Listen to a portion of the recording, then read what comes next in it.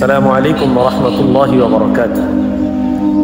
প্রিয় দিনী ভাই এবং বোন, যারা ইতিমধ্যে বিভিন্ন বড় বড় বিপদের সম্মুখীন হয়েছে, মুসিবতে পড়েছেন, পরীক্ষার মধ্যে পড়েছেন, বালিয়াত আল্লাহর পক্ষ থেকে আসা বিপদের মধ্যে পতিত হয়েছেন, সম্ভবত আল্লাহ তাআলা আপনাদেরকে অতিমাত্রায় বেশি ভালোবাসে বিদায় একটা সিগন্যাল দিয়ে আপনাকে বুঝাতে চেয়েছেন যে বান্দা কি আমার পথে আছে কিনা, আমার পরীক্ষায় উত্তীর্ণ হয় কিনা, আমার পরীক্ষাটাকে নেয়ামত হিসাবে নেয় কিনা।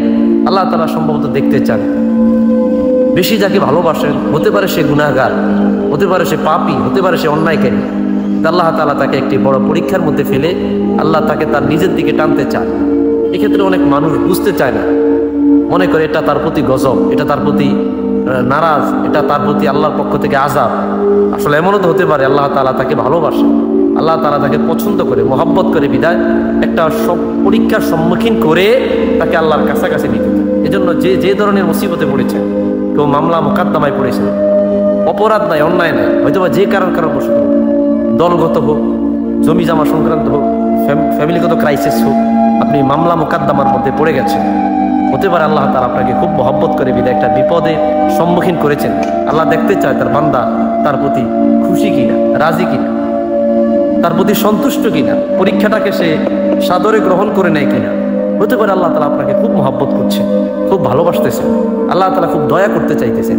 আল্লাহ তাআলা তার দয়া করার পূর্বে আপনাকে একটা পরীক্ষা দিয়া উত্তীর্ণ করায়, আপনাকে আরো পৌত পবিত্র করায়, উচ্চতমায় নিয়ে যেতে চাচ্ছেন।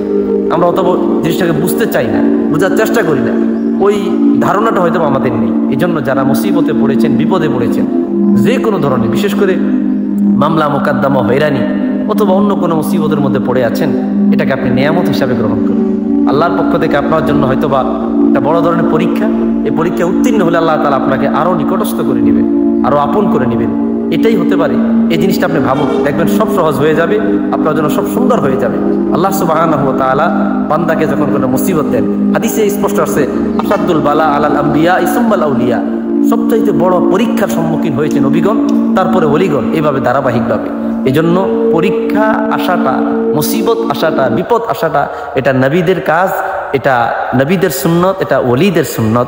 সুতরাং এটা আসলে কোনোভাবে এটা মেনে নেওয়া, কোনোভাবে এটা ধারণা করা উচিত নয় যে আল্লাহ তাআলা মনে হয় আমাদেরকে অপছন্দ করেন, অবজ্ঞা করেন, আল্লাহ আমাদের প্রতি নারাজ আছেন। না, আল্লাহ তাআলা হতে পারে আমাদের প্রতি অতিমাত্রায় খুশি, আল্লাহ আমাদেরকে আরো বেশি আপন করে নিতে চায়, আল্লাহ তাআলা আরো বেশি আমাদেরকে দয়া করতে চায় বিধায় একটা সিগন্যাল দিয়া আল্লাহ তার বান্দাকে তার দিকে ফিরাতে চায়। এটাকে গ্রহণ করুন।